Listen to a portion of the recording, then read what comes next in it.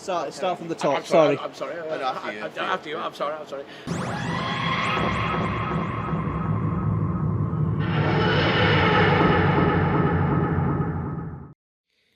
Okay, if I told you that this episode was going to be Dr. Light, a sequel to Love and Monsters, and written by Pete McTighe, the guy whose previous greatest hits include Kerblam and Praxeus, you'd probably be thinking, this is going to be an utter train wreck. This is going to be a complete waste of my time. I'm here to tell you, you're wrong. Because Lucky Day was actually really good.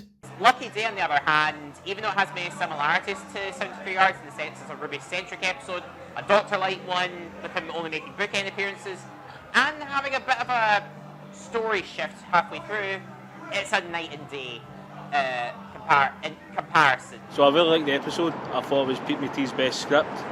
I like that we got an episode dealing with UNIT and the kind of political ramifications of that. No, it was great. I think it was uncomfortable because I think it touched on a lot of stuff that's happening now with people with lots of anti-truth, anti-reasonable, anti-reason stuff that's going on. Like the way he was acting as well, like he had certain mannerisms in the way he was acting to say like, he's a guy who pretends to be this guy, and you can see it a mile away. I switch off a lot when I watch these things. So me and when I was watching it with my mum, we actually thought that he was just going to die in the end because it felt too happy. Like it felt like too much of a good relationship for it to last. So when he turned like that actually did catch us by surprise, and I think he was kind of brilliant I think he was better as the villain. Yeah, I actually ended up really hating Conrad. And now he was just such a really, really bad person. I did not like the twist whatsoever in the sense of, is this where we're going? It did win me back with the commentary on like that sort of like far right internet people, and like it did make me like, right, Conrad, I really don't like you. I was trying hard not to swear there, but Conrad, see if I ever see you, mate, I'm going to tell you something. You mess with me again, I'm coming for you.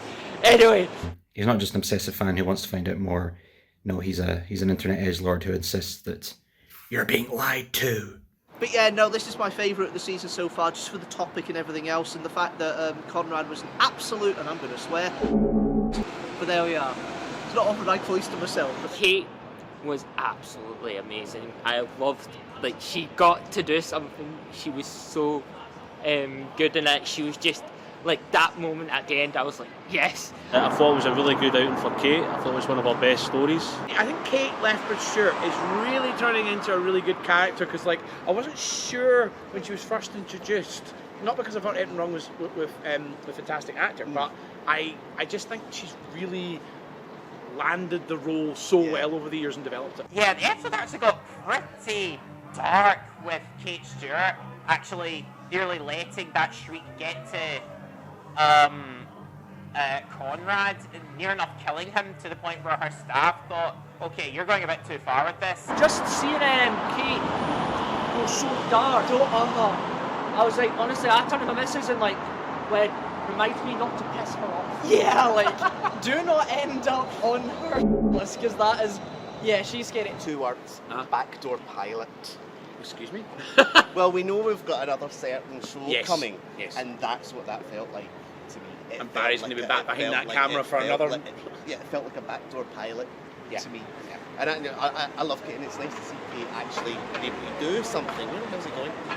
All right, he's coming. He's died. He's died. The cameraman's died. But it was nice to see Kate, and we all love Unit, but we want Unit to be able to do more.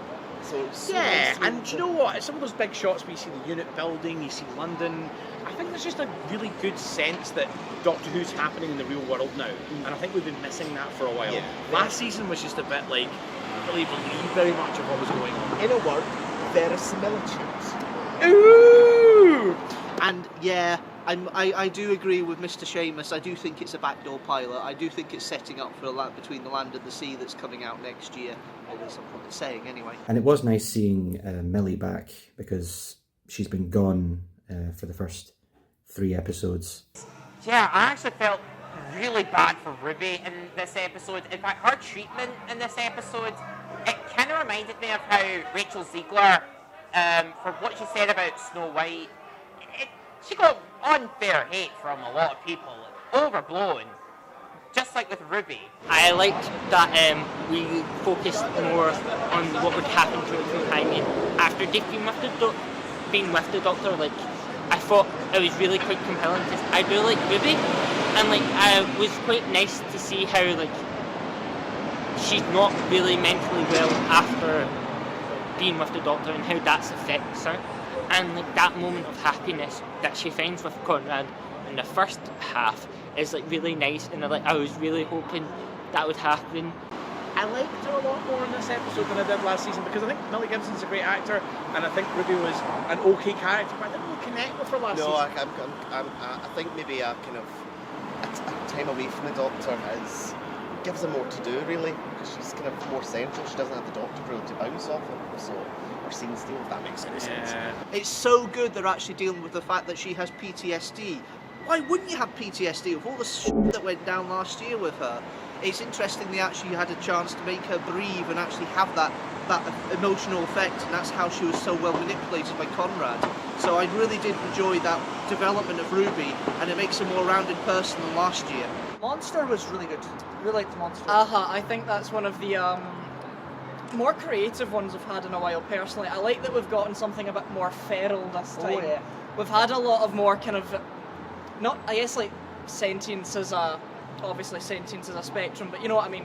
We've had a lot of, like, intelligent ones. Yes. It was nice to get more of a beast, a monster. Yes. Back.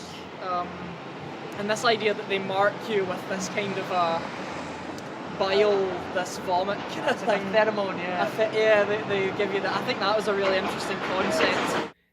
The Shriek are an interesting villain. The idea that there's that you become their prey when they get their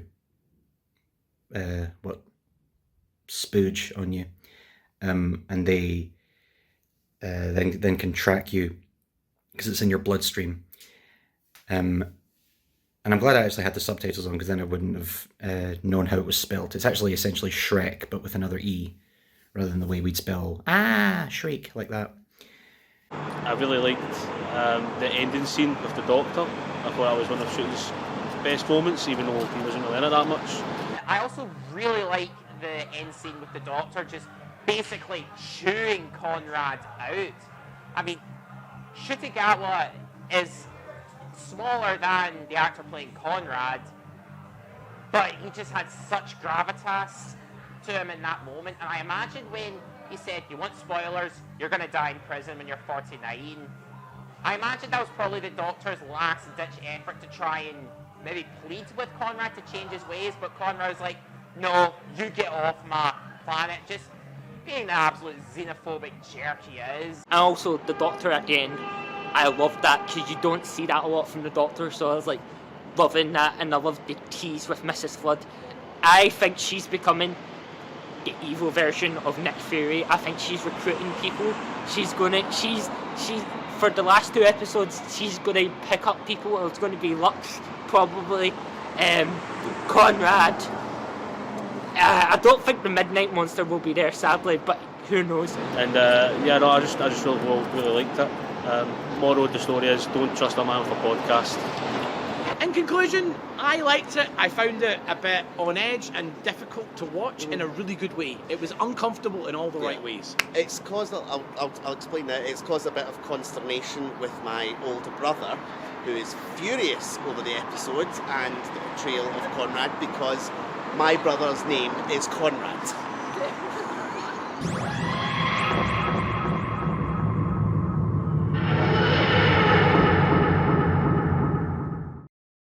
Click below and subscribe to the Glasgow Doctor Who Society. Forget, do not.